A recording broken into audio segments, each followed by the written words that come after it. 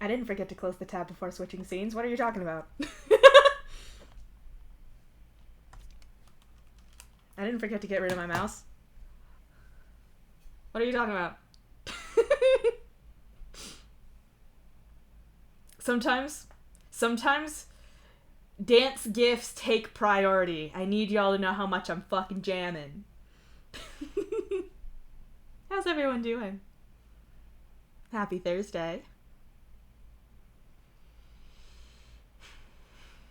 Thursday the 12th even.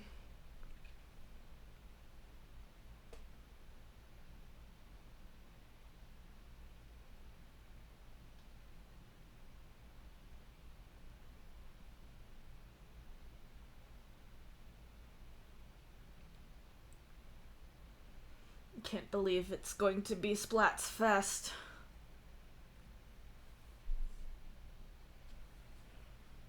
Fest of Splats.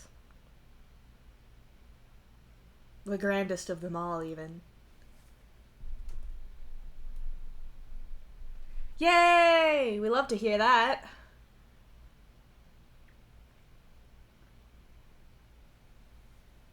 Sleeping good is so much better than sleeping not good. Take it from someone who slept not good.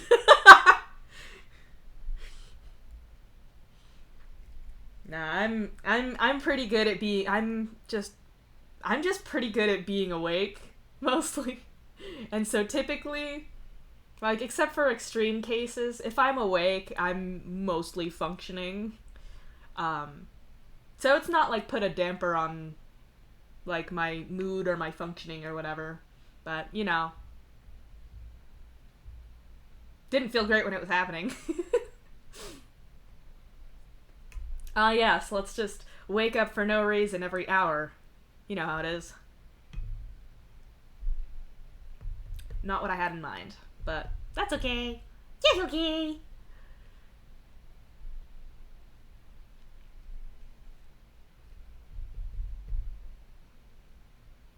Who's ready for some fun? Who's ready for some fucking fun? We're gonna have so much fun.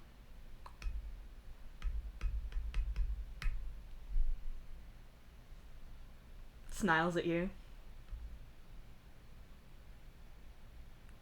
We're gonna have so much fun that if I remember to do it at the end of the chapter, I will stop the recording early but stay live so we can watch a little treat.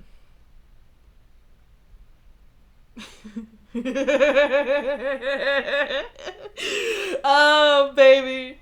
I mean, it could be the smallest thing ever and I'd still be smiling at you, so, like, don't even sweat it, but also, this baby can, in fact, fit so much fucking plot in it. You have no idea.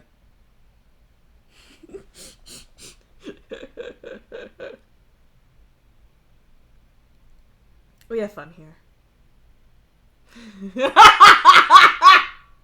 You're not allowed to read me that well. You're not allowed. I mean, you're also required to by law on account of you're literally like the closest person on the planet to me, and I need someone who can read me that well. But hey. Fucking hey. Excuse you.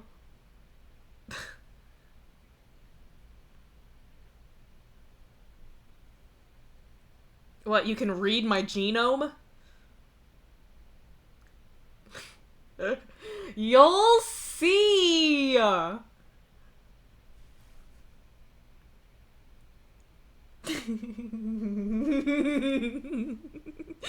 never gonna not smile at you.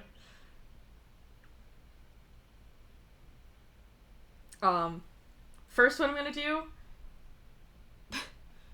Alright, bet! What's the sequence in my genome?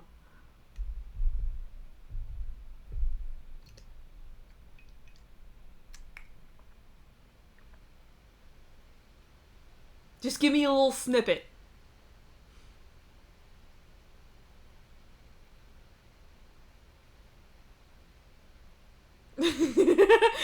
See, here's the secret, is that... Aug? I mean... Those are DNA letters.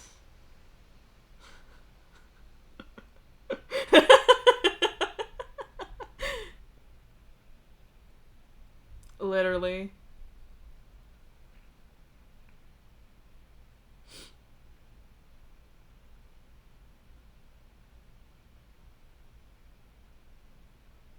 Yeah, probably. RNA is a thing. Presumably in me. I don't know.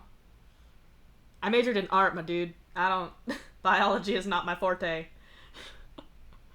It's like my pianissimo.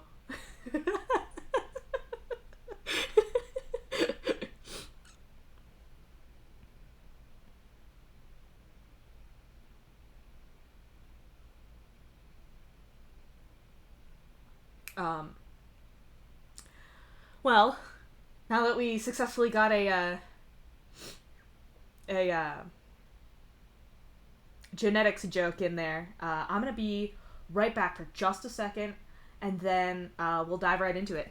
How's that sound? Be right back.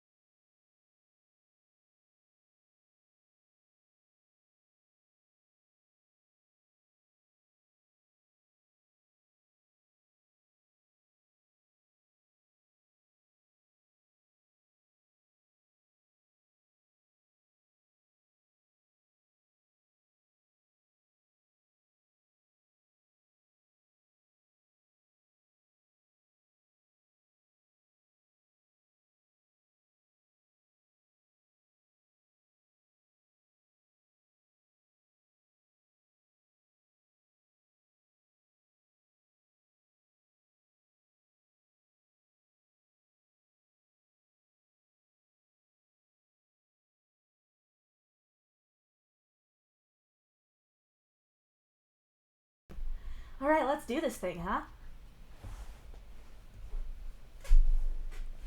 Let's get in it. Let's waste no time. I wasted a lot of time before, and now I don't want to do that again. That's the wrong channel. So, in the spirit of not wasting time, I'm just gonna jump right in. Welcome, everybody, to Chapter 19 of Your Words Destroyed My Planet, the stream series. If you're new here, welcome. I didn't see any new names in chat, but that's okay. That welcome extends also to any VOD heads for the rest of time. You're welcome here too. My name is Harper, but you can call me KK. My pronouns are they, it. If you are new in the Twitch chat, I got rules. They're not very difficult. They're not very extensive at all. So just make sure you read those, be chill, have a good time. We are about to dive into Your Words Destroyed My Planet by Unda, which is a million-word Homestuck fic that focuses on Dave's soul cat. It's in a set in a future where Earth and Alternia have been consumed by a mysterious force, and humans and trolls have escaped on spaceships for their survival. As of now, it is currently unfinished, but that's okay. Don't get scared. Even despite the name of today's chapter, don't get scared, okay? I'm gonna be with you. We're gonna get through this together, I promise. In this stream series, I had to read the entire fic aloud by myself because I'm insane. Please take note of the tags on this fic. We're looking at them right now. Be aware that you may be in for the discussion of some sensitive topics. Take care of yourself. Do what you gotta. Look at me talking so fast. I'm saving so much time compared to what I did before. If you'd like to read back a cleaner version of what I just said, you can type !fic about in chat. That'll give you the paragraph. The paragraph. You know the one. The one that I say every single time. If you'd like a link to the fic itself on AO3, you can use !fic link. !fic song is a brief explanation of a very special feature of these streams, which is the pre-recorded song sequences. The command can't tell you which song is happening at any given moment, but that's okay because I can. !fic sorry is just a couple of disclaimers / apologies because despite how other people seem to view my work, I recognize it for being not perfect. This is a solo project, this is a live project, things are going to happen. And also, I didn't want to redo everything a million times. I just wanted to do it the once, so I'm just kind of like letting them be as they are. And finally, you can use !VODs to get a link to my YouTube archive where I'll be putting every VOD for this series as well as all my other streams. All 0 of them so far. Who knows, I may do something in the future, but as of right now, this is pretty much it. But yeah, that's a great place to go if you missed a stream, or if you're joining us late. There's a lot of... We're like deep in it now, so there's like a lot of context and world building stuff that just jumping in the middle might leave you very lost. So that is a good place to go for that reason. And then for some reason I don't have a scripted thing to remind y'all that of my where I put the announcements every day. So just for the sake of clarity, for repetition and familiarity, which are two of my favorite things, I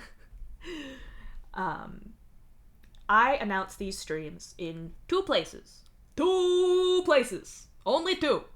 Because I didn't want to do a lot of them. Because I would easily forget, and it would be difficult. So the two places are ghostedglitch.tumblr.com, which is my art blog. You should follow that because I draw a lot. Drawing is like my main thing. I like to think that I'm good at it, but not a lot of people really respond to it. So there's that. And then also because it's the announcement place for this, it's a good place to check frequently. We're almost to the end of our 5th week, and I have yet to cancel a stream, but if I ever were to cancel or delay, that's where I would put it. But usually, I put a 1 hour heads up, and then a right now heads up. And then the other place that I do those two things, which is the 1 hour and the right now, is right in Unda's very own Discord server. There's a channel called Gift of Gab, which is dedicated to projects like this for basically reading aloud of the fics. There's a channel for that in there, and that is where I put announcements as well. So if you don't much care to follow, if say you don't have a Tumblr, or if you just don't much care to follow my Tumblr, which is understandable. I don't understand why you would ever think that. I'm just kidding. No, but for real, there is also that. On the other hand, if you say don't use Discord very much, or if you don't feel like joining another server, then you can check my Tongle.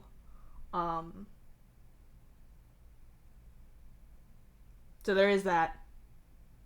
Because the thing about Tongle is that mostly you don't have to have an account and like be logged in to view a blog. Like it'll stop you after a while, but usually these are at the top of my blog. So. Also, hi Jazz. Welcome to the channel. I am the most normal ever. That's the biggest lie in the world. Okay, that's enough shenanigans. Just kidding. There's never enough shenanigans. But that's enough from me. Let's veer out of the realm of Harper shenanigans and lean into the realm of Carcat shenanigans. How's that sound? Everybody? Because this is, that is what we're doing. Because this is Your Words Destroyed My Planet, Chapter 19.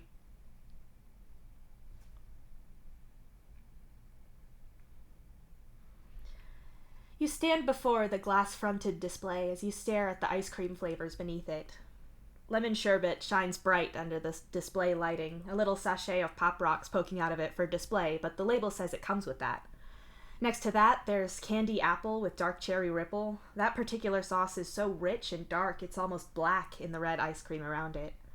Above that, there's lime sorbet. To the right is a bright blue raspberry, a dark blue ice cream that has a blue oozing candy stuck in it. There's so many more flavors, hundreds even. That one and that one, please, the man ahead of you in line says, tapping on the glass. Honey Berman and kiwi punch? The seller asks. Please, both in the same bowl if you can. I don't mind them mixing or anything, the man says cheerily. He's served and steps aside, and now it's your turn. Now you have to... I have you down as grape soda ice cream float. Here you go, the seller says, pushing a tall glass over to you without you even saying anything. What? You say, stunned. You pick up the glass out of sheer customer awkwardness and move out of the line. Come sit with me, the man ahead of you says, and leads you to a table. You don't get to look at him as you walk to your table, since you're so focused on not upsetting the glass and spilling anything, since right now it feels like surface tension is the only thing stopping this dessert from overflowing. When you finally get to the table and manage to set it down, you breathe a sigh of relief and sit. Is that not what you wanted? The man asks. You look up from your glass to him, and you're taken aback to see near enough your own face looking back at you. It's Signless. What? You ask dumbly, still too shocked to see him. Your dessert. You didn't order it. That's just what you have. I was asking if you liked it or not. Signless says, gesturing to your grape soda float with his spoon that's got a swirled up scoop of his two flavors. Carefully, you lean over and sip at the straw, feeling a little relief when the soda level goes down enough that you're not in danger of spilling the thing. Cool grape ice cream and grape soda hit your palate, and the temperature change is soothing to your throat. No, I like it, you tell him. As long as you're happy, Signless says softly, and runs his spoon through his ice creams in an aimless kind of pattern. What about you? You ask conversationally. Oh, this is perfect. You wouldn't think they go, but they do. Signless beams. There's a spoon by your ice cream float, so you pick it up and take a careful spoonful, even as it's dissolving in the soda it's floating in. It's sweet, maybe with a slightly artificial tang that reminds you of something you've had before. Certainly not unpleasant, and like you said already, it's soothing. Idly, you glance back at the display case and the customers in line. People with cones that have all sorts of neatly divided segments, and you watch as they get a perfect scoop in each little bit. Your eyes go from there back to the first flavor you saw, the lemon sherbet. A strangeness comes over you, and you realize at once that you've no idea where you are, and that Signless is dead. You look at him, and the scenery around you warps and melts a little as he takes on a look of alarm. I'm dreaming, you say. You stir into wakefulness, annoyed at your dream. You moving makes Gamzee roll over in his sleep, and without even really being awake, he kind of nuzzles his face into yours, his nose brushing your cheek enough to relax you back into sleep. Karkat, wait! Signless's voice fills your ears, and the ice cream place reforms around you both. His hand is on your wrist, holding you tight, but you're immediately aware that this is still a dream. This is a fucked up metaphor, you accuse him. It's your subconscious, Signless points out, which makes it your fault, of course. Seriously, though, people as ice cream flavors, that's literally objectifying everyone, you snap. It's not a perfect metaphor, but I was trying to get a point across, and dream logic is a little sketchy. Signless sighs. Why are you talking like you're a person? You're not real either. You're dead. You're just a figment of my imagination and dream thoughts, same as this whole stupid place. You say, waving your hand at the ice cream place at large. If that is true, do you really think that yelling at yourself is going to be helpful at all? Would it not be wiser to listen to whatever I have to say so that you can sort your own thoughts out? He asks curiously. Like some kind of Socratic fucking dialogue? You sneer at him. What? He asks with a confused little frown. An old dead human philosopher who made up characters to argue with each other to reveal a point. I know this. Why don't you know this? You ask him. Well, I'm a dead troll. I never met a human. I've seen them in little flashes since, but I don't really know anything about them, Signless says. Right, because he's your idea of Signless, so he doesn't know things that Signless wouldn't know. There's a sort of dream logic to that. Well, either way, I'm not super interested in hearing what my own mind has to say, since everything I say, think, and do is garbage, and everyone would be better off if I stopped doing all of those, or even existing at all, you say bitterly. Oh, buddy, come on. Come on now.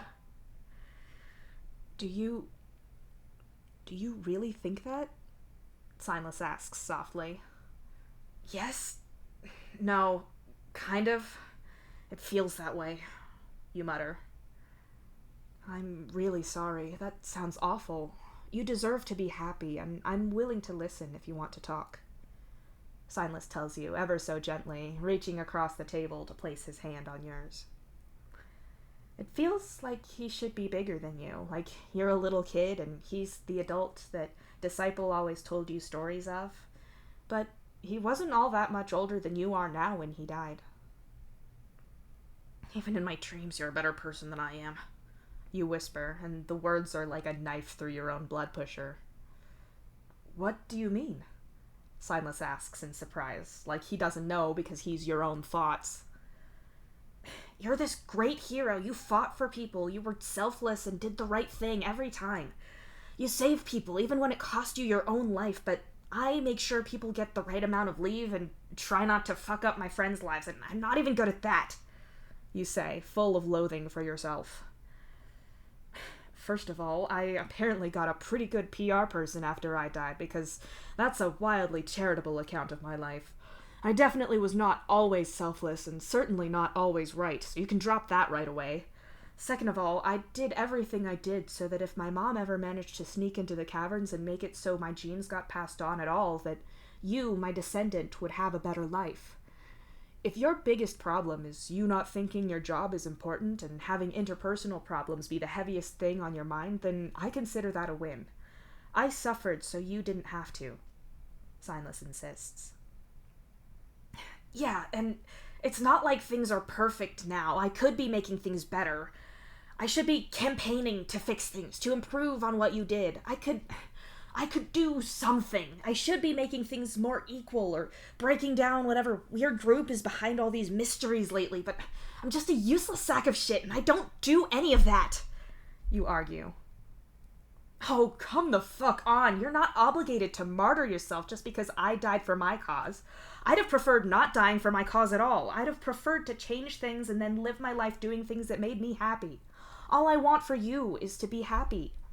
Signless argues back, actually cursing at you and giving you an angry look that you're more used to making with your own face instead of seeing. Newsflash, asshole! I've not been happy in years! You shout at him. You jerk awake as your alarm goes off and find that you're alone in bed. You grab your alarm clock and hurl it at the wall, breaking it with a crunch. Fuck this day and fuck your subconscious for putting you through that. Who knows where Gamzee is or why he's there, but honestly, it's probably good that he's not near you right now. You're probably god-awful company. You get ready for work and travel there with your headphones on and an expression on your face that you hope dissuades anyone from talking to you, looking at you, or in any way confirming that you exist at all. You do not take your headphones off when you get into your work. You go straight to your office and shut the door. My headphones have not stopped people from trying to stop me on the street when I was on campus at college. Terrible but true. You flick the light on only for it to immediately blow. Of course. Thank you, universe, for the sign that my day, nay, my life is going to continue to be fucking awful. Anything else you care to tell me? You demand of the dark and empty room in general. Without warning, the light starts glowing again, only to threateningly rattle in the fixture, making you scramble to hit the off switch. Okay, point taken. No tempting the universe. You leave the light switch and head to your desk, falling wearily into your chair. You turn your computer on and pull up the phone number for maintenance. You dial the number and a stressed-out sounding woman answers. Maintenance, what is it? She asks, kind of rudely. It's Carcat Vantis in HR. The light in my office just blew and then started making a pretty alarming noise, so I turned the switch off. You explain. Right, I'll add it to the list. She sighs. Right, so is someone gonna come out and fix it for me? I'd do it myself, but your department always... You try. You're not authorized to perform maintenance tasks. We'll get to you when we get to you. We're getting a lot of this right now. The woman interrupts you to say. Do you have a time estimate on that? Because I'm just sat in the dark here. You point out. You're a troll, you've got night vision, and your computer screen lights up. Work from somewhere else if you can't stand it, but I've got a long list and it just keeps getting longer, so, like I said, we'll get to you when we get to you. The woman says tersely. You feel the need to argue that your species shouldn't place you higher or lower than anyone else on the urgency list, and you sincerely hope that she's not organizing it that way. However, you have other questions you want to ask. How many lights are you having a problem with? What's going on? You ask her. If I knew that, I wouldn't have this problem, would I? The woman shoots back. Well, you could know the answer and not be able to fix it, so it's not like that entirely follows. You point out. Thanks for the vote of confidence, the woman says sharply, and you hear the call disconnect. Cool, well, at least someone else is having a shitty day, too. Maybe you can get answers elsewhere. Hal, sorry to bother you, but are you working at the moment? I know things are rough because of the launch, so I wasn't sure. I am. I honestly didn't want to be at home or at my dad's indefinitely. It's not like worrying about my brother and my friend will do jack shit to ensure they don't die horribly. I may as well suffer on the clock. I can understand that. What did you want? I'm assuming this isn't a social call. You're not Rose, and we're not exactly close enough for you to be checking on my feelings. Most of our interactions are either about Dave or Solix. Reading that back, that came off a little more aggressive than I intended, but still, what do you want? No, that's fair. I did want to know how you're doing, because this whole situation is a shit show, but I also had a question that is sort of gossip-based. Fuck, I love gossip. I know. So, my light in my office just blew, and that keeps happening. I called maintenance about it, and they got really shitty about it, saying they had so many things to fix suddenly, so they get to me when they get to me. Do you know why that would keep happening, and why it's apparently a widespread problem? It keeps happening. Can we go 1 week without someone referencing Dave's shitty webcomic? Absolutely not. Fantastic. That said, I would attribute a power surge to be due to the reactor on the ship, but it's a pretty stable power source, and it's incredibly tightly monitored because it's the thing keeping us all alive and all. My guess would be that there's something messing with the way the power is being distributed or the wiring itself. But unless we have some pest problem that I didn't know about, then I can't really see how that happened. No clue at all? Not really. I haven't got any tickets for big systems suddenly offline or malfunctioning that explain a big change in our power needs that might cause things to overload and blow. That's really weird. I guess these things just happen from time to time, then? Either that or someone fucked up on a batch of bulbs. Actually, that's way more likely. I don't know why I didn't think of that. Ah, and maybe if it was someone in that department that approved them, they'd be in trouble, hence the shitty attitude. Sounds like we solved the mystery. That's something. How are you, though? Suboptimal. It sucks because all of my family are going through the same thing, and normally if there was a problem with Dave's mission, which there has been before, I'd talk to Solix about it. But that's not really helpful now. He's a surprisingly good listener, isn't he? Yeah. Look, this conversation's become a little morbid, so I'm gonna check out. That's totally understandable. If you need anything, let me know, yeah? I know we're not exactly super close, like you said, but I'm serious. If you need help, even if it's HR help with your work about this whole thing, then just let me know. Sure, if I ever need someone to yell at my boss, I'll hit you up. Good. Okay, see you around. Well, you guess you're sat in the dark for the time being. You get on with your work quietly, honestly preferring the distraction of other people's problems to your own, which was exactly the kind of thing you'd been trying to not think about. Maintenance doesn't get to you by lunchtime, so you stick your head in your boss's office and tell her you're going to work from your hive instead. She lets you go because it's a perfectly reasonable accommodation, and it's not like you're going to go home and mess around instead of working. When you get home, Gamzee is still out wherever he is, so you shoot him a message letting him know that you're working from home. You don't manage to be all that productive, but that's mostly due to being stuck waiting on people getting back to you on things, so you end up advancing a lot of tasks a little bit, but not actually being able to cross a damn thing off of your to-do list. It's really just an exercise in frustration that makes you glad to switch off your tablet and toss it on the coffee table at the end of the day. You drape one arm over your face as you lay down on the lounge plank. You really should sort out your feelings, but you're so exhausted. But at the same time, you know that if you don't sort out your feelings and think about your life, then you're not going to get better, and you'll just be a shittier, older version of yourself, whipping your past self for not improving. But you're so tired. Your arm slips from your eyes, and you blink sleepily, your eyes drifting shut for just a moment. I had an idea, a voice says softly. You breathe in sleepily and open your eyes to see Silas sitting on your coffee table, his arms resting on his black and red suit-covered knees. You again? You groan. Don't try to wake up, please. This could be helpful. Look. Silas urges you. You open your eyes again and sit up only to come face to face with a younger, round-cheeked version of yourself, maybe at about 6 years old.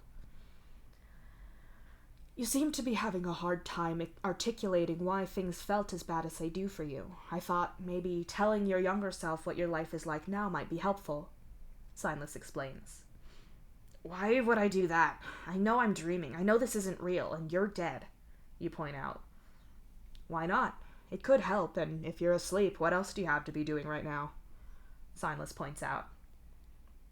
You could be having nightmares about what that crash must have been like for your friends. You could be imagining the horror of what's going to happen with Jade and Dave. Oh, you could be dreaming about Solix in a way that you'll definitely feel guilty about when you wake up. Oh, or Dave, since you never got over your thing for him either. That'd be great, because if you dream about Dave, you can feel guilty for having feelings for someone who you're not dating, who is dating your friend, who your other friend has a thing for. You can feel shitty on so many levels.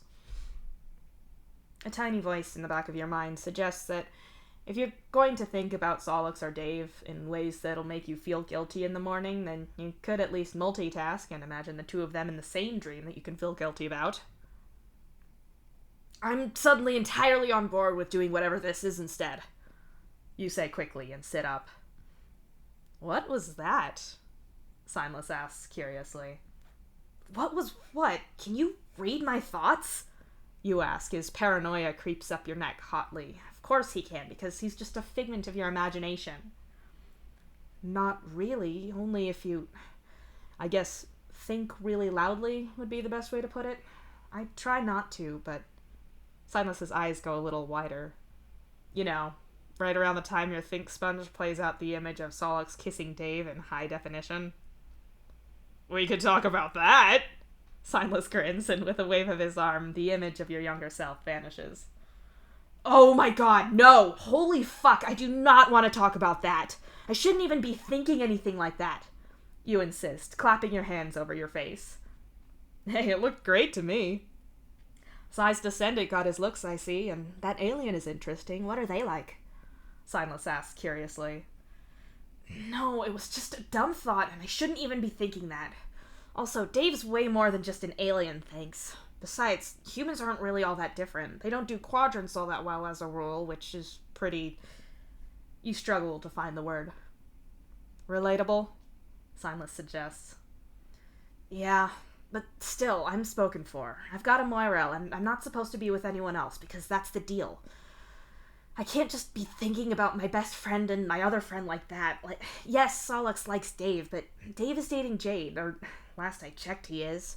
I'm pretty sure I'm responsible for their imminent breakup there, you say bitterly. Okay. I'm going to leave whether you're responsible for that or not to the side, because I did overhear some of you and that other human talking about that. I did catch her name, but it's harder for me to think when you're not dreaming me. Frankly, I'm appreciating the coherence while I have it. I want to talk about your feelings. The romantic ones, I mean. Silas says. Her name is Rose, you mutter. Rose, right, and she's this Dave's hatchmate? Silas checks. Twin, but basically similar. Way more close, though. You explain. Got it. So, leaving that stuff aside, can we talk about romance? You have some pretty obvious feelings for Si's descendant. Solix, that was it. And this Dave, too? What kind of feelings? He asks. You slump lower in your seat and stare petulantly at your knees. Solix is my best friend. He always has been.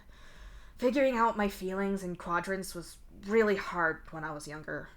You start. I remember that feeling. Sorry for putting you through that. Silas apologizes.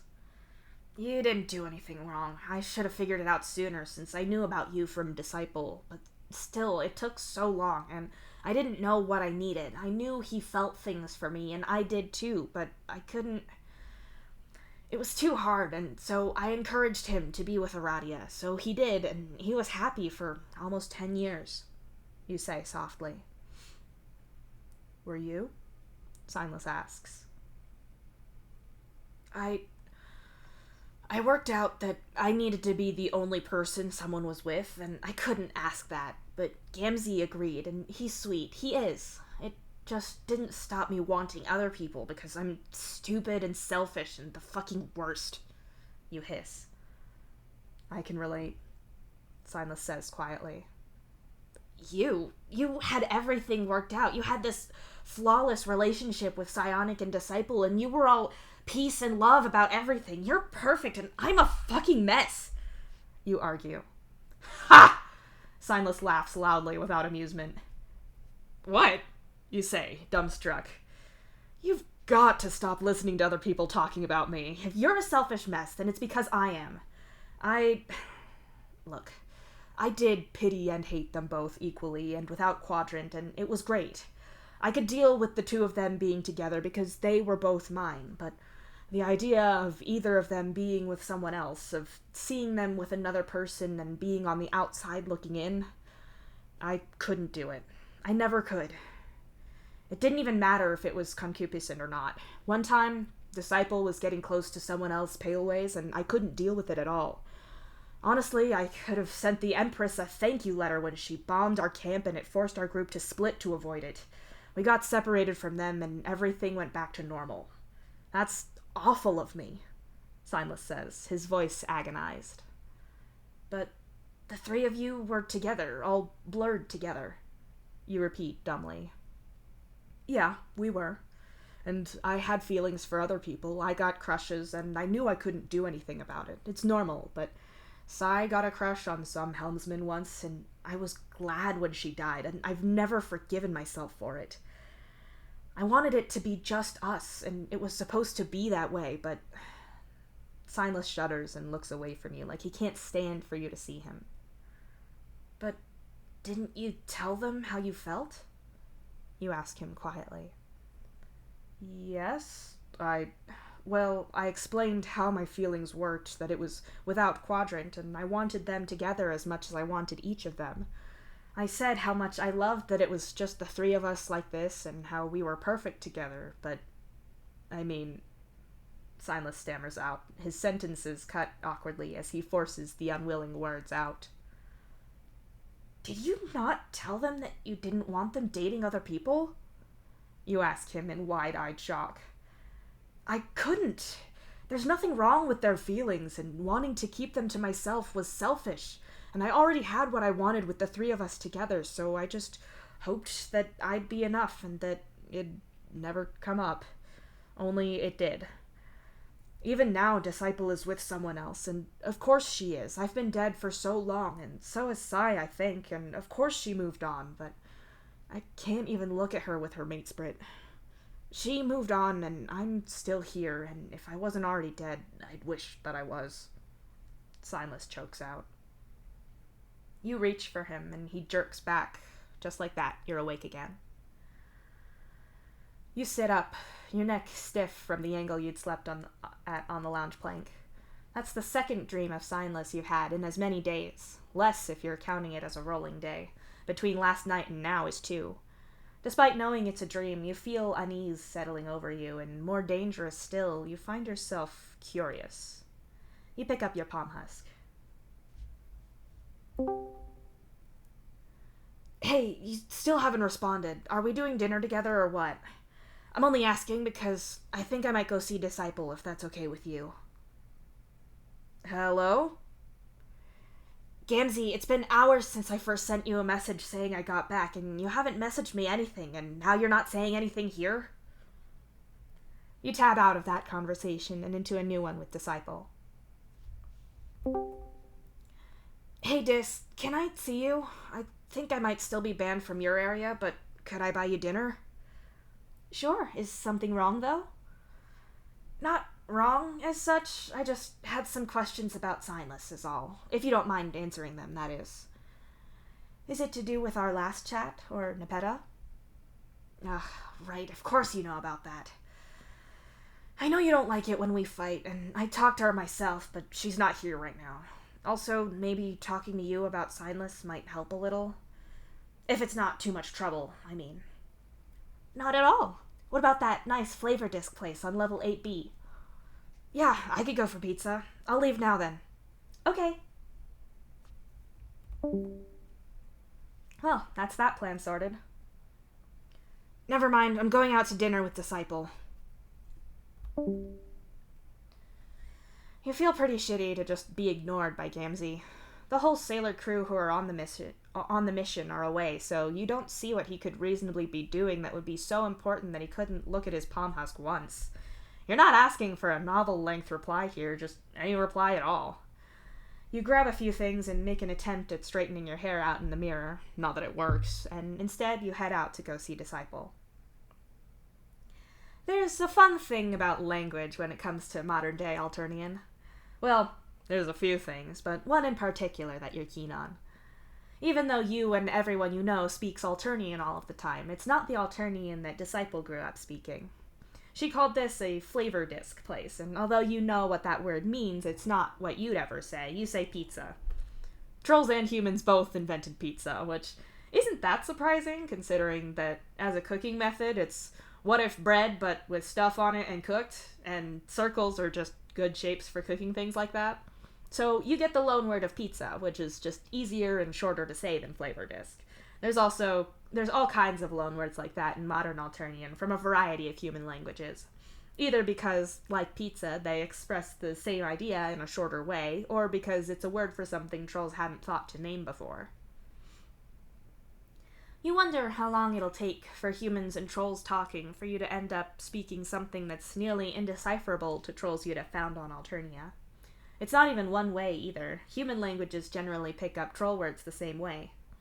In your experience, English and Japanese borrow the most words, even if the way they incorporate them with their native pronunciation isn't totally correct to the Alternian ear. With a frown, you try to remember if Signless in your dreams had talked like Disciple, like he hadn't picked up human linguistic terms. He seemed oddly aware and unaware of things happening around you, which is a weird choice for your dreaming mind to take. Either way, talking to him in your dreams really gave you something to think about. God, who here's good at conlangs? I want to know everything about Alternian.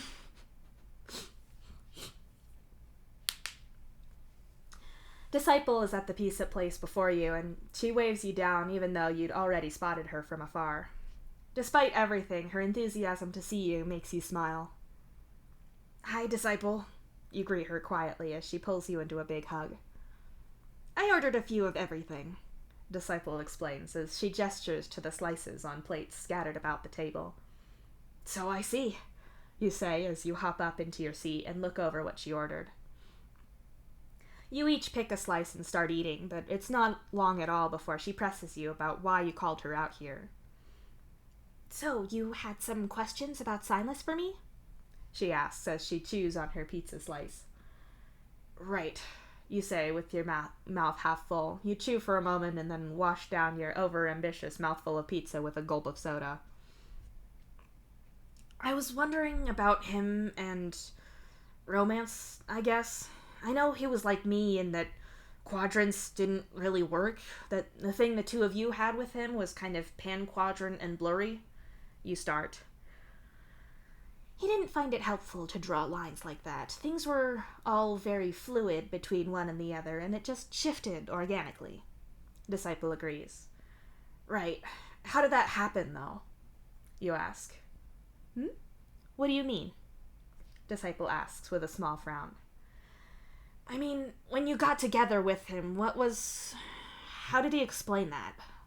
You get how it all works now, and I think trolls now kind of understand that humans don't really get quadrants, so the idea is maybe not so difficult to understand for trolls now, but it must have totally been against everything you knew then. How did he bring that up? You ask. Oh. I suppose that I maybe had an easier start at that. Jump scare! Thank you for the follow!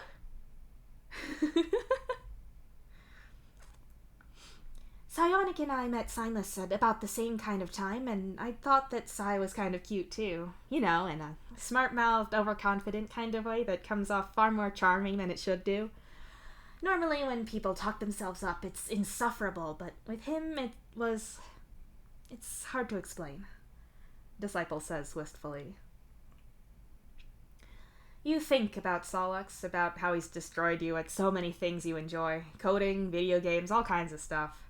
How Solux will say he's the best, but you know that often he doesn't believe it, and when he does, he actually has the skills to back it up.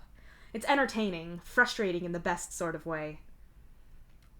Yeah, I know what you mean, you mumble, and drink your soda for an excuse to not say more.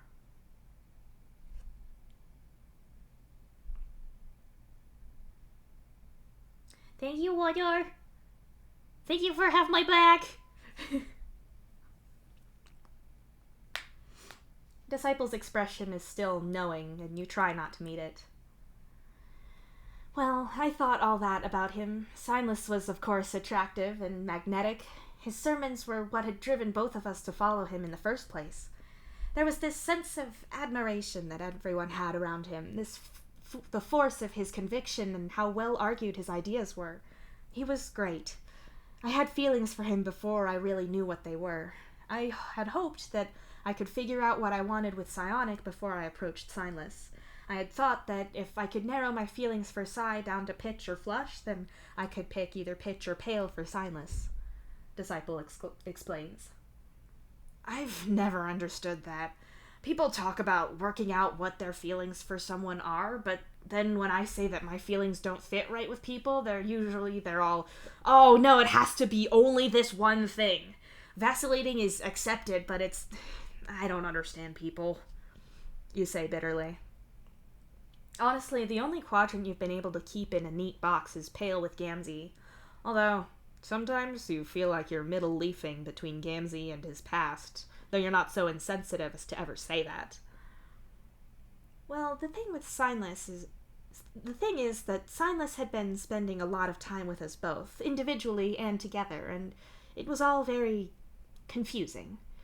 Psionic actually ended up starting things. He hadn't slept in a while, and that always made him a lot more blunt, shall we say, she says diplomatically.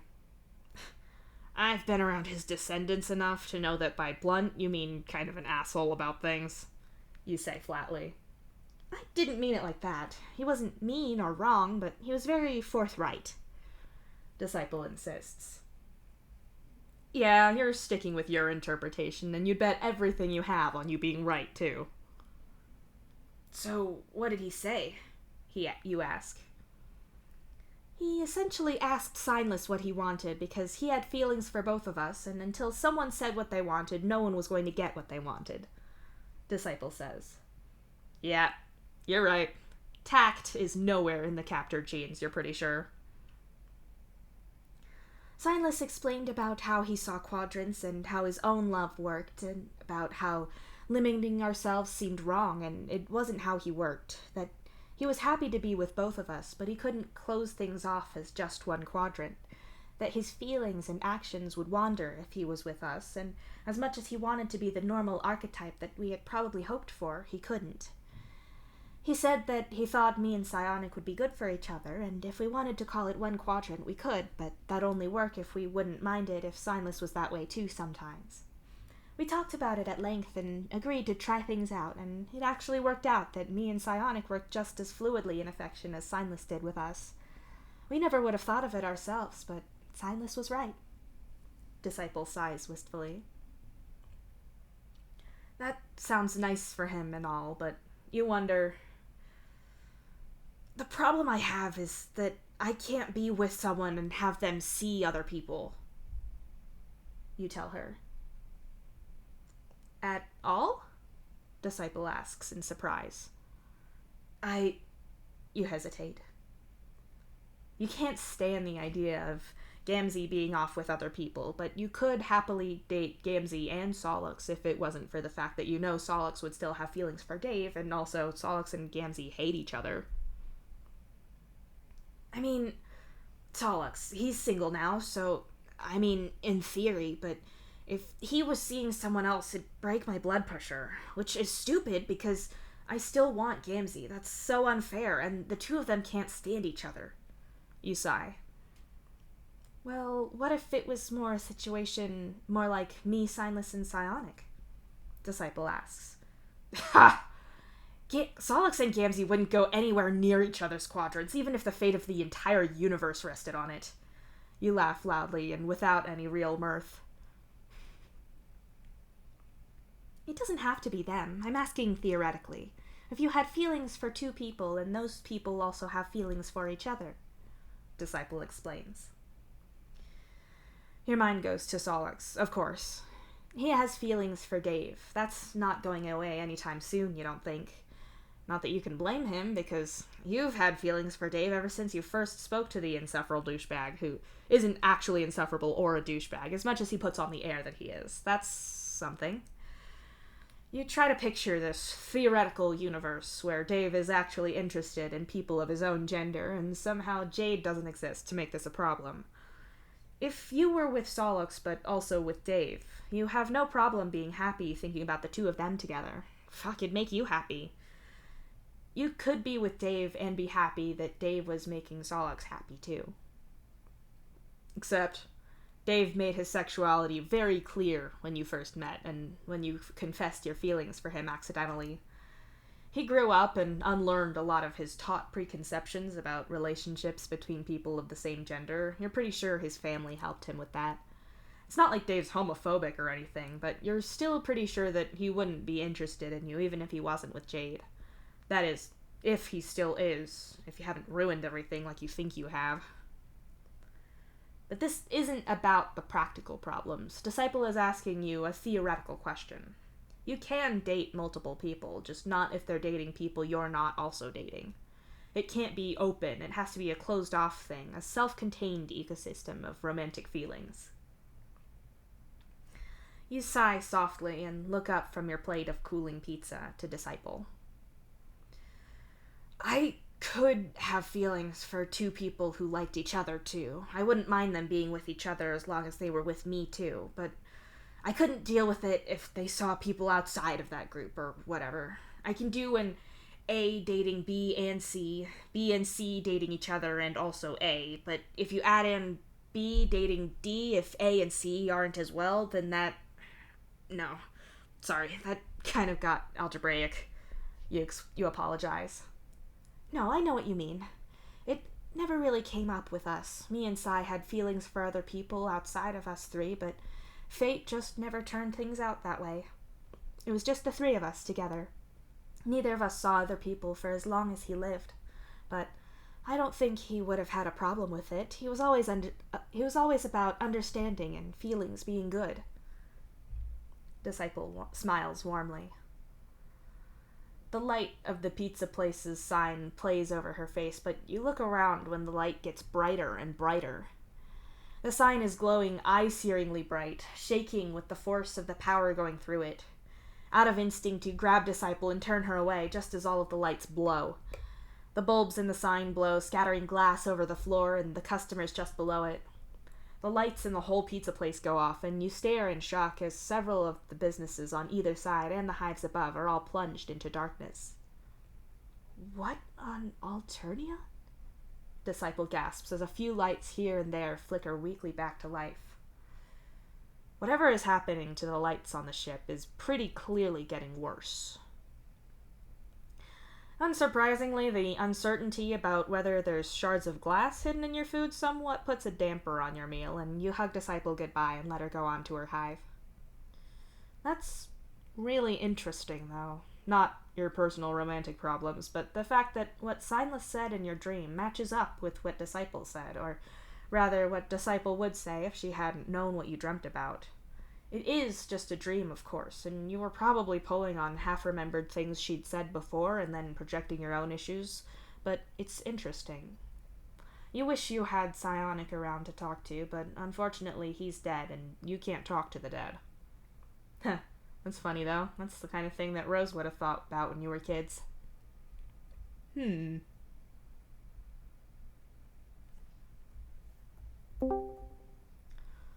Rose, I have a really, really weird request for you, if you're up to doing something dumb. Well, now I'm far too curious to say no. I wasn't expecting to hear from you for a while, given our last conversation. I was somewhat expecting the standard playbook of pretending that whole conversation never happened. Hey. Unless this is a request to talk more about your emotional state and the unreasonable expectations that you place upon yourself. Absolutely not. I was actually hoping that you'd help me talk to the dead. There were things I was expecting you to say, and then there was that. Remember that board you had when we were kids? You brought it to sleepovers a few times? I do. I think I still have it here somewhere. I don't tend to throw things away, but why do you want to use it? I don't know, a weird thought, I guess. Never mind, it's dumb. No, it could be fun. Why don't you come over and talk to me and Hal and also possibly dead people? Alright, sure. Didn't expect Hal, but okay. Fantastic. I shall go find an appropriate outfit for a seance. I'm not going home to change, so I'm wearing what I'm wearing now. I don't care what dead people think of my fashion choices, or living people, for that matter. But of course. See you soon. You alter your route and make your way over to Rose and Kanaya's place. This is almost certainly a dumb idea, but you'd like to talk to Rose again, and besides, from what you understand about how these things work, it's you that moves the plastic letter thing in the middle so you're writing the message. Honestly, any way to turn your own thoughts over into something productive would be good, and getting to help Rose would be even better. When you get there, you knock on the door, and even though you knew he was there, you're still surprised to see Hal opening what you're used to thinking of as Kanaya's door. Why are you here anyway? I thought you were working. You ask him. See, I exist even when you don't perceive me. My shift finished, so I wanted to see my dearly beloved sister, Hal says teasingly. Frankly, the thought of Striders existing unobserved is terrifying, so I choose to not think on it too much, you retort. How's your object permanence coming? Maybe when you've grasped that, we can move on to shapes and colors. Hal snaps back with a grin. Yeah, you get why he and Solix get on well. They're both insufferable pricks. You're a little mad at how endearing you find that. I, for one, object to permanence, Rose declares as she swoops into view in a swishy black gothic dress along with appropriate accessories. Honestly, given how things have been for Rose lately, you're not going to make any remarks about her trying to distract herself with whatever she chooses to wear or do. It's not your job to police her behavior, and you'd rather she was happier than not. Certainly, she's going to feel on edge until Dave comes home, in the same way that you're going to be nervous until you see Solix safe and sound. Demanding that she perform anxiety and grief in a way that's expected is just a shitty thing to do, and you won't be part of it. Amen. Anyway, Rose said you want to do some kind of seance shit? Hal says, looking from Rose to you. It's a dumb thought, but why not? You shrug. Hal moves out of the doorway and gestures you inside, so the three of you settle in Rose and Kanaya's living area. Damn, bro! What is with these robots in my chat room? Get out! That's how you know I'm really making it as a streamer. I don't want it. I don't like it. Rose smooths down the fabric of her skirt and looks at you with an intense interest in every part of her expression. Do tell me what prompted this, Rose commands you gleefully. It's dumb. I've just been dreaming about my ancestor a lot. Weirdly specific and apparently accurate dreams. Disciple confirmed some details for me, and it's probably either something she told me as a kid that she's forgotten she said and I'd internalized and consciously forgotten, or maybe just a lucky guess. And the lights keep being weird around me. You start. You said about that, but we figured bad bulbs or something, Hal says. Right. Still, it's pretty stereotypically spooky stuff, so I thought, I don't have anything else to do. I figured it might be entertaining for you, at least, you say with a look at Rose. Oh, absolutely. I did also find my old board, by the way. I knew I was right not to throw it out, Rose says, picking it up off the table. I'm surprised that thing is still in one piece. I remember you getting mad that Dave kept screwing up your games, Hal says thoughtfully. Oh, yeah. I remember he'd either refuse to join in saying it was dumb, or You start. Repeatedly make the board spell out dicks. Yes, I recall, Rose says stiffly, and you like to imagine that with the icy look she's giving, that somewhere Dave just got a chill up his spine. Then again, he's on an ice planet. He probably has that already. But Dave is not here to crowbar phallic vocabulary into this now, so we are entirely able to progress, Rose says, and takes the board and its plastic pointer thing out. Looking down at the board, you can see the standard Latin alphabet used in a good deal of Earth languages, and underneath it, sharpied onto the board in red ink, is the Alternian alphabet. By sheer coincidence, you can basically transcribe the two alphabets on a one-for-one basis with a few discrepancies in pronunciation. Again, someone... I just want to know everything! Your standard keyboard these days has the Alternian letter in a large font, and below it the Earth Latin letter in a smaller case. You can buy keyboards that are different to that. Solix has a keyboard that's entirely blank. Mad lad! And every key is either red or blue, alternating in a pattern with an opposing colored light underneath it. You absolutely can touch type, but suddenly faced with no letters, you always mess up and he always laughs at you. God, Solix is such a dork, I love him.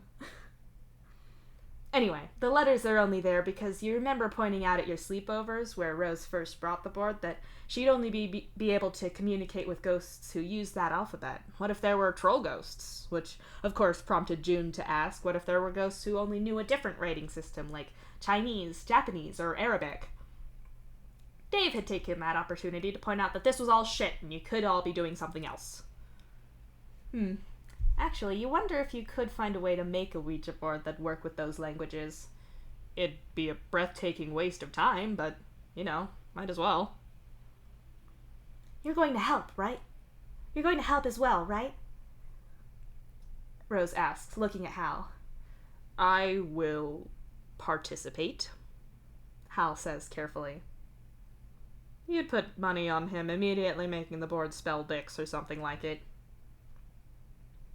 Rose sits on the floor with the board and sets everything out right. She then pats the ground for you and Hal to join her, which you do. Maybe it's because this was a sleepover game, but it just feels right that you do this on the floor. Rose starts out with a call to whichever spirits so desire to speak from beyond the veil to the three of you. She's had you all place your hands on the plastic pointer thing, and as she goes on, you open one eye to catch Hal's devious expression.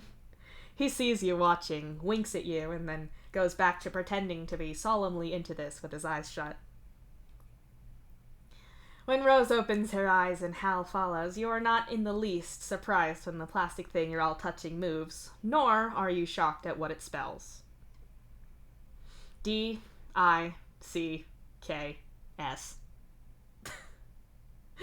You keep one hand on the plastic letter thing as Rose grabs her brother by the shirt and shakes him around, chastising him about useless, immature boys always playing the same stupid jokes. You're content to watch it until your arm slips from under you, your hand and the plastic thing skittering across the board. T. It jerks ever so slightly to H, and you yank your hand back. I didn't do that. It moved, you say, genuinely a little freaked out. T-H? It's got to be the start of something. We should continue, Rose says. Or our dick ghost has a lisp. Dicks? Hal snickers. Why wouldn't you still spell the S? And why would you write with a lisp anyway? Solix still has a little bit of a lisp sometimes. He doesn't put it as part of his typing quirk, you point out. You say that, but in Homestuck itself is described as that.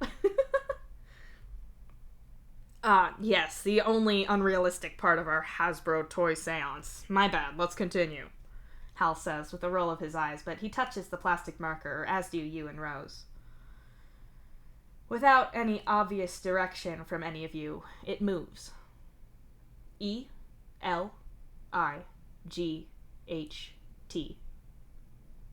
Elite? You repeat. The light, if we count the letters you had, Rose says. Wait, hold on. I'm vandalizing your already vandalized board. I'm not doing this without proper characters, Hal says with a grunt as he gets to his feet, grabs a pen off of Rose's side table and comes back. Hal quickly draws in 4 things. Exclamation point, period, question mark, and space. You'd make fun of him for including punctuation in this dumb kid's toy, but it's not a half bad idea, and it's weird that basic punctuation and a space feature wasn't already there. Though, you suppose you could have done spaces with a pause, but if you were dead and had to spell out a message character by character, you'd feel annoyed with waiting in between words too. Let's go, Hal says and touches the plastic marker again. Without prompting from any of you, it moves again. I'm gonna stop spelling it out. I'm just gonna say the words. The light! Wait, do you mean the lights that have been glowing on the ship? You ask. See the light. Join us. Okay, that's getting creepy. Rose, knock it off, Hal says uneasily. I'm not doing anything, really. Maybe we could ask questions. You say us. Who are you? Rose asks the room at large. Dead. I guess that was obvious, you mumble. Come to us. Open the doors. Step outside. I think, you start to say, and falter as the light above you and every light in Rose and Kanaya's hive starts to get brighter and brighter. It's happening again, you whisper.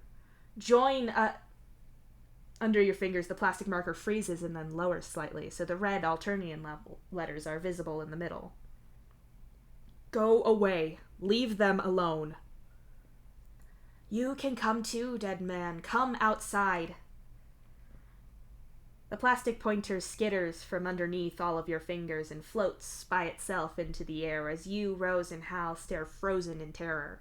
With a decisive strike, it slams point down into the bit on the board marked No. It stabs into the thin cardboard of the board, and to your horror, blood wells up around its point. It floods over the board bright red, too bright to be human, but just bright enough to be your own. Nope! Hal yells. He grabs his sister by the arm with one hand, and you with the other, shoulders the button for the door open, and hauls you all outside. As soon as you're outside, Hal slams his hand on the door close button, and it shuts just as the rapidly growing pool of blood is reaching the door. The three of you back up against the other wall of the hallway, your eyes fixed on the door. We all saw that, right? Rose asks in a whisper. What, the fucking nightmare siren call to go outside of the spaceship and another ghost arguing with them, including a whole load of blood? Yeah, I saw that! You say, somewhat hysterically. And you two were just gonna stay there. You wouldn't survive 5 minutes in a horror movie. Hal snaps at you both. Do you think it's still happening in there without us? Rose asks warily. We're not opening the door to see. It'll be like the goddamn Shining. What the fuck is... No, you're not going back in there. I'm not going back in there. We're not going back until we have backup of, like, a priest or dad or someone. Hal insists. We're not religious, so I hardly see how any religious figure would help. Secondly, this isn't a nightmare, and running to Dad isn't going to help.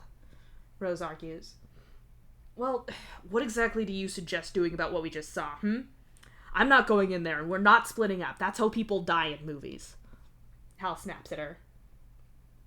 Let's try to think about this logically. The logical explanation is that we moved the board that way, either together or just one of us leading, but it didn't feel like that, and I can't see either of you doing that.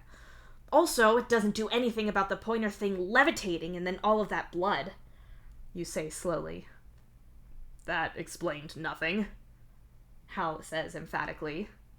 I don't know, I'm trying. I mean, what if it is ghosts? I know Aradia sees ghosts sometimes, and Solix hears people about to die, so there's something after people die, but I didn't know it could be like this, you say in a panic. They're hundreds of thousands of miles away. They can't help us now. There's gotta be someone else with those kind of psionics, right? Hal asks. I don't know, they're kind of rare, and... Rose! You yelp as Rose moves past you and presses the button to open her door. The door to hers and Kanaya's hive slides open without a wash of blood at all. The Ouija board is sitting innocently on the floor like nothing ever happened. Nope. No way. I'm leaving. I'm not going in there, Hal insists. I think I'm also going to leave. You agree. Rose, you're coming with me. I'm not letting you go in there alone. You're not going to be the first one to die in a horror movie, Hal says firmly, pulling Rose back. I don't think she would be, you say with dawning horror. Thank you, Karkat, Rose says with a smug look at her brother. No, I mean, I don't think you'd be the first. What about Vicari? That was saying come outside, see the light, and join us. That's the kind of thing Solix said... You start. Solix said Vicari was thinking that kind of stuff right before he died. Hal finishes for you, his eyes wide with dread. Oh, so ghosts are trying to kill us, and they've killed before. This is horrifying, you say. Ghosts are trying to kill us. They've killed before, and you told me that the report about Vicari's death wasn't right, which means there's a cover-up about it, which is even more confirmation that this is real, and we just don't know the truth, Rose says as she turns to face you both. Look, far be it from me to be the voice of reason here, but if this is going to turn into some Scooby-Doo mystery hoofy shit, then we need to go do actual research and act sensibly, which includes you not going back in there alone. You need to call Kanaya and... Look, why don't you two stay with me tonight? We can tell people that you're just making me feel better or something, sleep in Dave's room or something, but we talk to each other and communicate things before we do anything. Avoid the dumb horror tropes, right? Hal says. That seems sensible. We should walk Karkat to his hive then. If we're avoiding dangerous cliches, then we shouldn't let him go home alone, Rose points out. On a practical level, you've no idea what having Hal or Rose with you would even do if something creepy happened, but at least it'd be confirmation that you didn't imagine it. Yeah, that seems smart. You nod. Alright, so there seemed to be two voices there, or one that was us and one that felt different, Hal says as you start walking together. It shifted to selecting the Alternian letters. You agree, as Rose sends Kanaya a message. Linguistically, the ghosts were still writing in Alternian anyway, regardless of the alphabet they were using, Rose points out, which cuts short your theory about a human ghost versus a troll one. But potentially a troll old enough that they don't recognize the standard alphabet on a Ouija board. You said you were dreaming accurate things about your ancestor? He died before our species met, right? Hal asks with a look at you.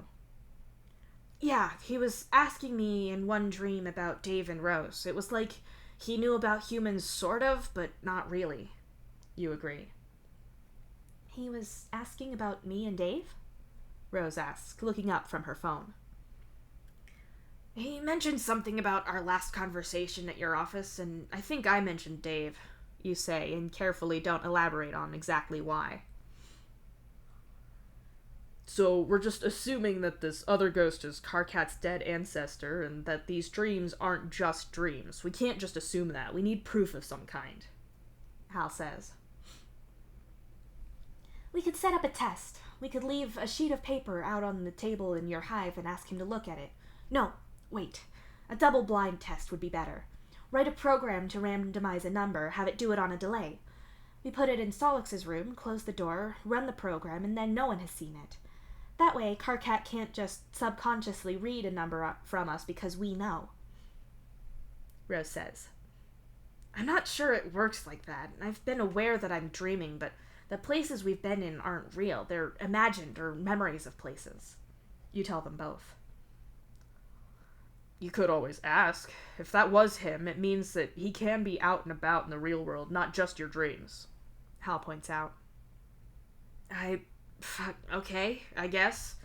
I have no idea how my day took this turn, and I feel a little awful for dragging you two into it. I really just thought this was going to be a dumb game and I could come see Rose. I didn't think I'd be doing any of this, you say in shock. The guy who denies that the spooky shit that's happening is happening for spooky reasons is also one of the first to die, Hal argues. Well, now I'm wondering what archetypes we all fit into, Rose wonders aloud. You mostly tune out that particular conversation as the Strider siblings walk you home. There's no way any of that can be real, right? And yet, all three of you saw it, and you're pretty sure neither Rose nor Hal are prone to making up things like that, or pranks this elaborate and mean-spirited. And, to be clear, to fake what you saw and let you believe it this long would be nothing short of cruel at this point, and that doesn't describe either of them. You wish that Aradia was here. Solix, too. Aradia has far more experience with ghosts than you do, and she could tell you what's going on, explain things, or talk to the ghosts herself, but you can't because she's on a planet that you're nowhere near now. Can you not look up if anyone else has Aradia's kind of psionics and see if they can help us? Hal asks, bringing you back to the present. That's private information. What kind of psionics a person has and how strong they are is carefully guarded information and has been ever since the unification of our two species. As a healthcare provider, I can't share that information, and quite honestly, unless it's been noted for a particular health reason or they've chosen to get tested, then we don't have that information at all, and when we do have it, we can't disclose it, Rose explains. It's common knowledge that Solix has psionics. Basically all Goldbloods do, but it probably doesn't even say that on his HR file that he has either telekinesis or his vision twofold. You add. Vision twofold, Hal repeats skeptically. Surprisingly, not a name he came up with, but I'm sure he appreciates it. You sigh. Anyway, what do you mean it probably doesn't say? You're telling me you've never looked him up? Hal asks. Do you not have a professional code of ethics? Rose groans. I probably scroll to the bottom and hit agree without reading it if we do, Hal says with a shrug. No, I've never looked him up. Not only would it get me in trouble to do that for no good reason, but I've known him for forever. There's hardly a single thing about Solix that I don't know.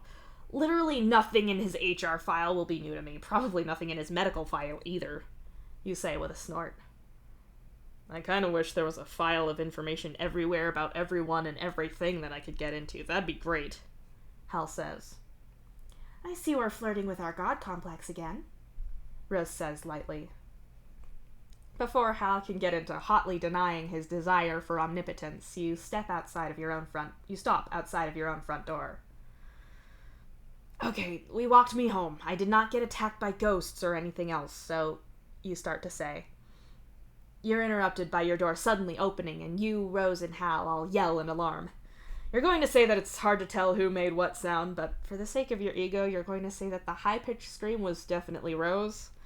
This isn't helped by the fact that Gamzee, who of course had been the one to open the door, startles as well and also yelps in alarm.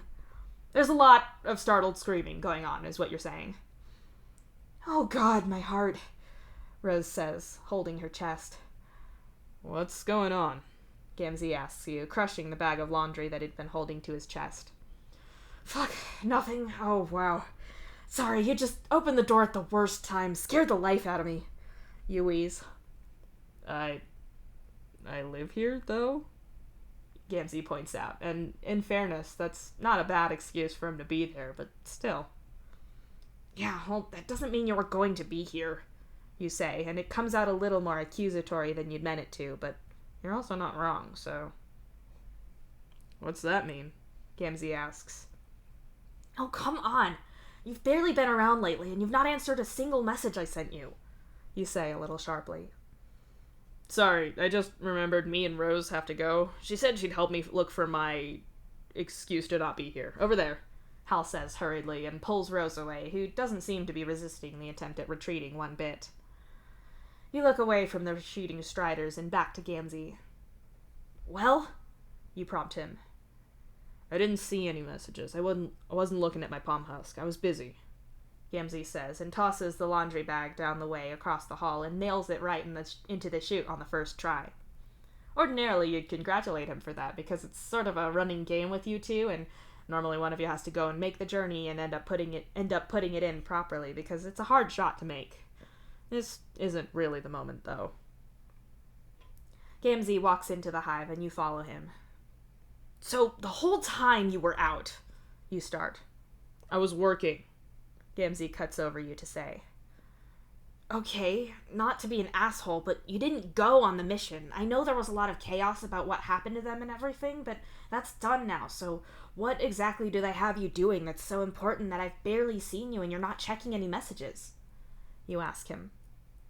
I can't tell you, Gamzee says, finally turning to look at you. Your jaw clicks shut, and you look away from him.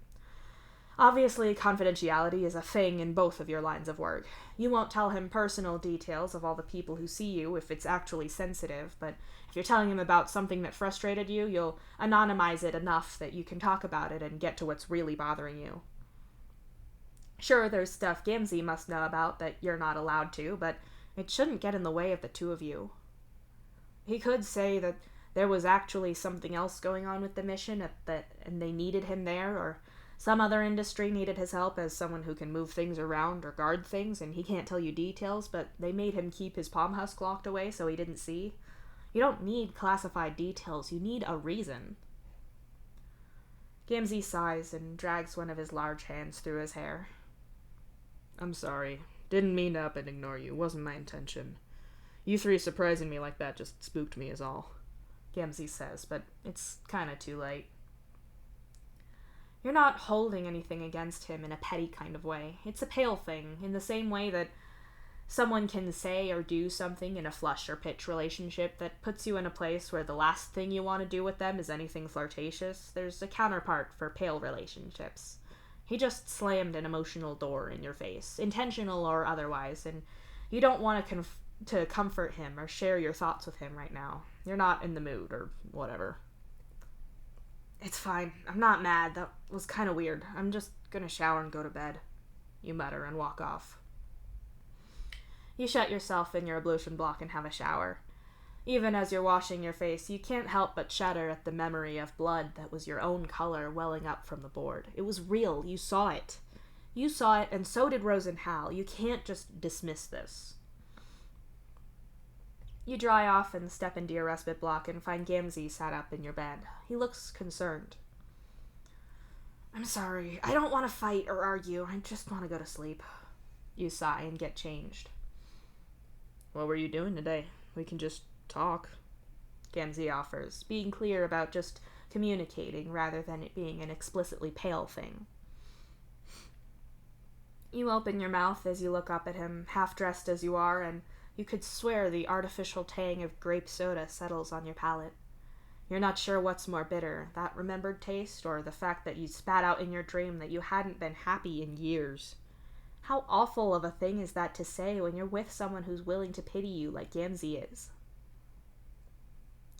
Worked from home in the afternoon. The lights in my office blew. You sigh. Oh shit, Gamzee says quietly. Yeah, maintenance did fuck all. I had dinner with Dis, and there was more light trouble there. Then you pause for a moment and decide not to tell Gamzee what you saw. Then it was just Strider stuff. Didn't think you much for hanging with Hal, Gamzee says. He's in his hive all alone. After all of that, I think he could use some company, don't you? You point out. You're good, Gamzee says gently. Gamzee's never differentiated much between doing good and being good. It's a difference you feel keenly, and sometimes you wish you saw things as simply as Gamzee seems to be able to. You wish you were the person he seems to think you are. You slide into bed, weighed into the mattress by both guilt and the heavy mass of all the things you didn't tell your Moirail. Gamzee flicks the light off, and he's out almost as quickly as the light bulb was. Whatever he's doing, it's tiring him out. You're not the least bit surprised that when you open your eyes, you see Signless. You're in the hallway outside of Rose and Kanaya's room, although the hallway itself is empty. That felt like a little bit much. I'm sorry about that. Signless apologizes. The blood. You were one of the voices then, weren't you? You ask him, looking at the shut door. When you look back at Signless, he nods. What was the other thing? The whole come join us shit? You ask. I don't know, but it felt like something really bad, Signless says with a shudder. Right. You need to go to Hal's hive and get into Solix's room. You need to see if this is some elaborate dream or something else. Come with me, you tell him as you walk on, focusing as hard as you can on the route from Rose's place to Hal's place. Where are we going? Signless asks. Shouldn't you know? You ask him as you keep going. No? I don't know everything you do. After the blood thing, I stopped existing, I think. Everything's really fragmented for me. It's only clear when we are talking. You help somehow, and I wanted to help you now that I have a small amount of time that I'm lucid, Signless says as he floats along with you. What are things normally like? You ask him curiously, and make a turn down a different corridor. After... Signless falters. You come to a stop and look at him. He's staring down at his hands, and around his wrists you can see the flickering echo of his shackles, the memory of blood running down his body. Wait, I'm sorry, I didn't mean to bring that up. You apologize gently, reaching your hand out and touching his shoulder carefully. I was so angry. All I wanted was equality. I wasn't asking to make everyone royalty. I just wanted everyone to have enough to live, to be safe, to be happy. How many great things have we lost because some brilliant mind got shoved into a helm or killed for sport? All I wanted was enough for everyone to be at least okay. We had so much, and it wouldn't have been a drop in the ocean for the Empress's wealth and power, but and they killed me for it, and I was so fucking angry.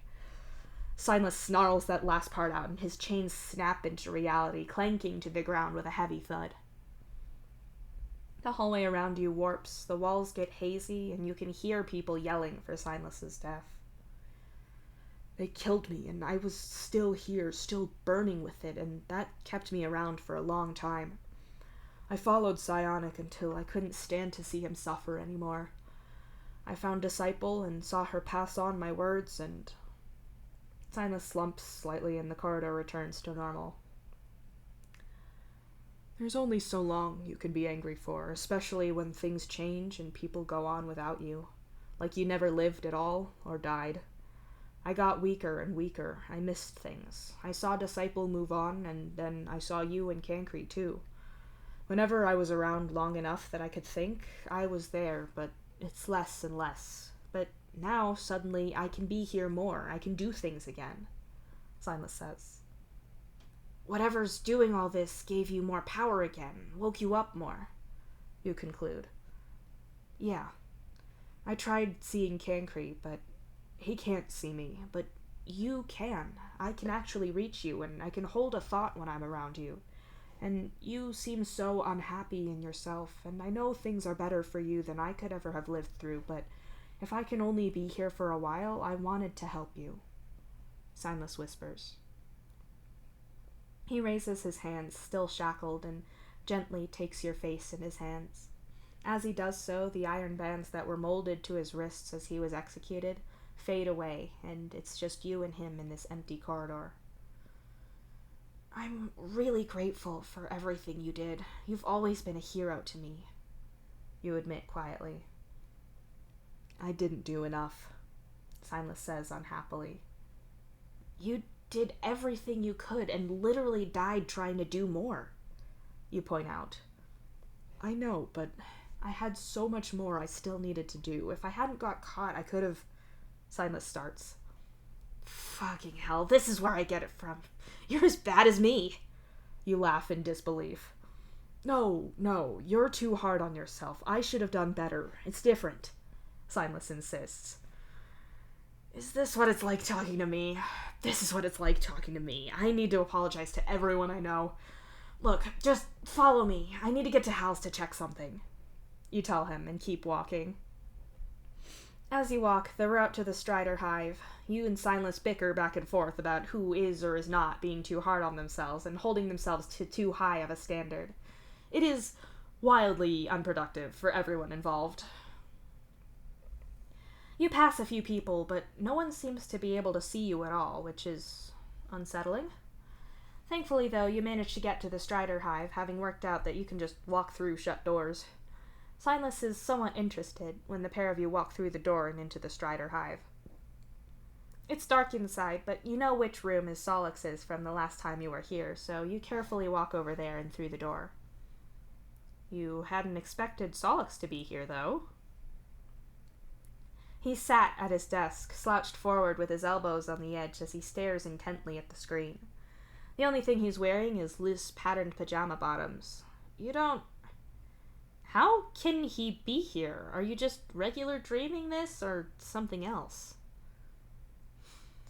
Movement gets your attention as something on the floor shifts, making you back up to the door.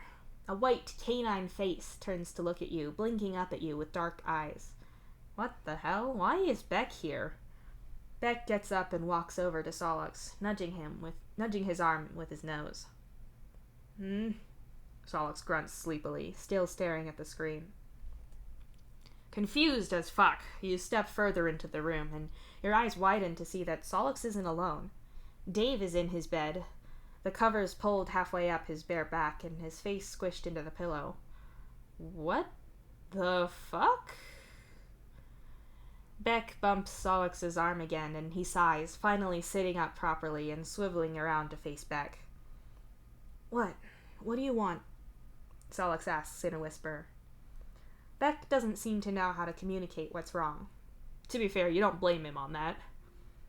I don't speak, Bark Beast. What do you want? Food? You want out? What? Solix whispers. He leans down to look at Beck closer, and Beck takes the chance to lick his entire face. Solix jerks back, his face scrunched up in disgust. Blindly, he throws an arm out, and a t-shirt that was on the floor flies over into his hands. Solix pulls his glasses off and scrubs his face clean of dog spit before blinking, and you gasp to see that instead of his usual colors, his eyes are different. One white and one black.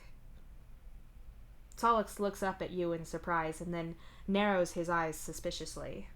He cleans his glasses off with the shirt and puts them on, his eyes going back to red and blue. He lowers them, and they're black and white once more. "Oh, this is now," Solix whispers and takes the glasses off again.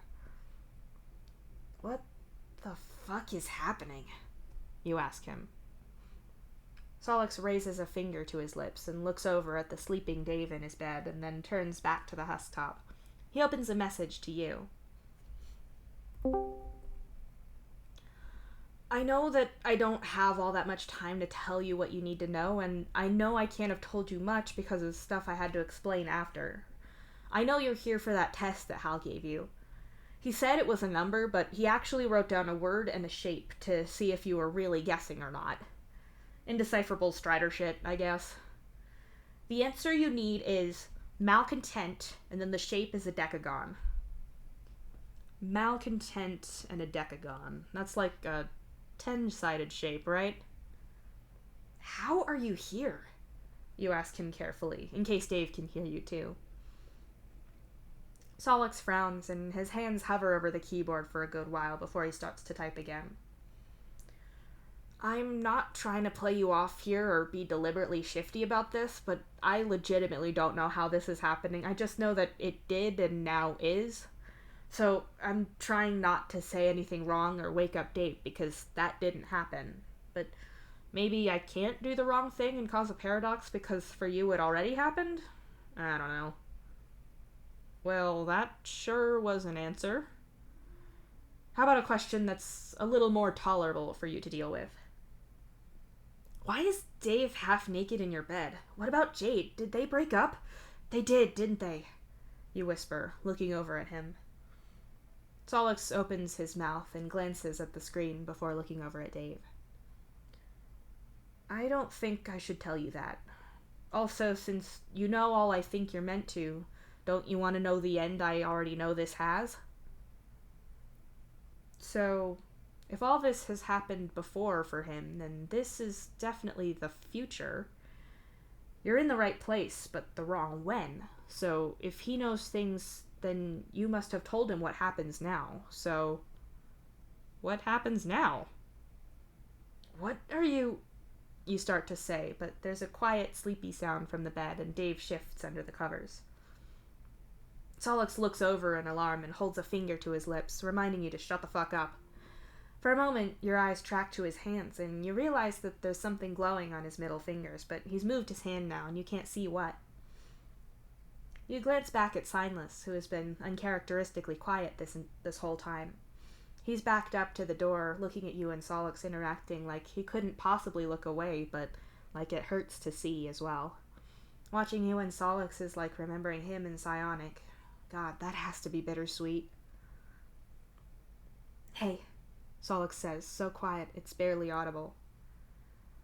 You look around to see that he's closer to you than you remember. Shit, now that he's standing up, you realize that he's not just closer than before, but hotter than you remember him being.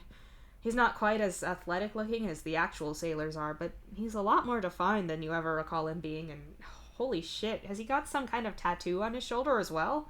What the fuck? This isn't fair. You weren't prepared for this. Solix clearly reads your expression with 222% accuracy and is delighted by it. He smiles. No, it's self-satisfied like a smirk, but there's more to it, a kind of intent that... Look, fuck it. One might describe that as a smirk, but you're gonna pull out the most torrid romance novel language you have, knowing that you're not going to tell any version of him this, and say that this is a fucking smolder of an expression. You'd be more annoyed that he can do that if he wasn't doing it to you, and it wasn't working. Solix leans closer to you. Do you have a body like this? A pump biscuit? It's probably going to go into some kind of coronary failure at this rate if you do. Solix reaches out for you, and his hand does touch your cheek. It doesn't go through you like all the doors and walls you've walked through. You're pretty sure he's going to kiss you. It's not like you've never seen that look on his face before. Not the intent to do it, but you can tell when he's really thinking about it with you right there, and the moment feels like he could. He'd probably know the look on your face too, but you don't talk about shit like that. He's going to... And then with a jolt, you're awake. You're awake in bed with Gamzee snoring softly next to you. Guilt crashes over you like a tsunami, but it was a dream. It wasn't real, right? Right? You have a way to know. The code. Malcontent and a Decagon, please tell me I'm wrong. Hal, wake the fuck up and answer me. Fuck, let me go check the program.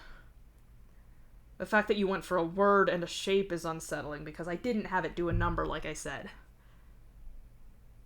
It was Malcontent and a Decagon. The only thing I can think to say is that when you've eliminated the impossible, whatever remains, however improbable, must be the truth. Only I have access to the program. You couldn't have checked it, and Rose couldn't have told you. I think we just proved that your ancestor's haunting you. Fuck.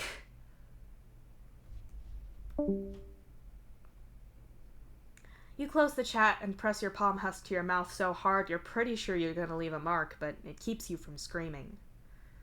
Somehow, all of this is real. Somehow Signless is actually haunting you. Somehow you went into some point in the future where Solix was, where...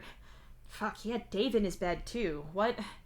Okay, that's a whole different thing you can outsource thinking about to Solix when he gets back, because you're sure he's gonna overthink that. You're being haunted. On the plus side, you have confirmation that Solix and Dave do get back, so that's something at least. You sit in silence and darkness, feeling so conspicuous that you may as well be under a spotlight. Solix nearly kissed you, and the worst part is you wanted him to. Not in the theoretical kind of way that you've always wanted, but in the far worse practical way where you might have let him, or participated more than enough so let him isn't the right descriptor. You want to be with Solix. It's not that you've just been waiting for him and Aradia to break up, because you haven't. It's not that this being a possibility now is the issue, because it's not that. Your feelings for him never went away, and you've been happy for him all these years when he was with Aradia and when you were with Gamzee, because you were both happy, so what did it matter that your feelings never faded? But you look at Gamzee asleep in the dark, messy hair over the pillow, and having done nothing actually wrong, and it hurts. Your mouth is acrid with synthetic fruit taste for an order that you did want, that you do like, but not now. Signless wanted you to be happy, and you yelled in his face that you haven't been in years. It's hard to tell yourself that you're fine and that this is good. Or, worse still, it is fine. Gamzee is sweet, gentler than people think he is, and though he can frustrate you, it's endearing. He's been through so much, and he deserves stability and someone to listen to him, and you're here. You can do that. You do that. You listen to him, and you've helped him grow from when you were teenagers together, and he had so much room for improvement, and he's better now. He is. This is fine. It's not good. You're not happy. It's not what you want. It's just fine. You can't unthink all of this. It was easier when you were blissfully ignorant, or at least tolerably ignorant. But now you'd really like something that is more than just fine. Gamzee probably deserves more than fine from you, too. What the fuck are you going to do? Boy, that sure sounds familiar, doesn't it? Shouldn't have smacked the desk. That probably sounded horrendous.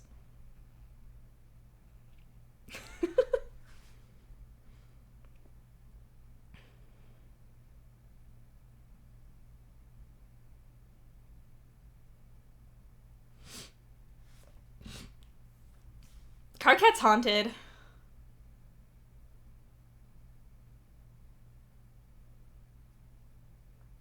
Carcat's haunted, you guys.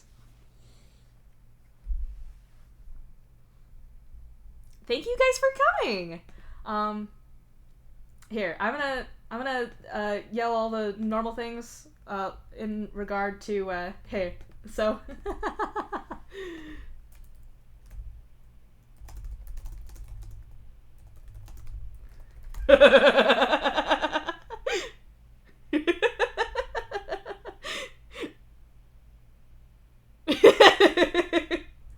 Here, I'm gonna stop the recording real quick. But I'll keep streaming.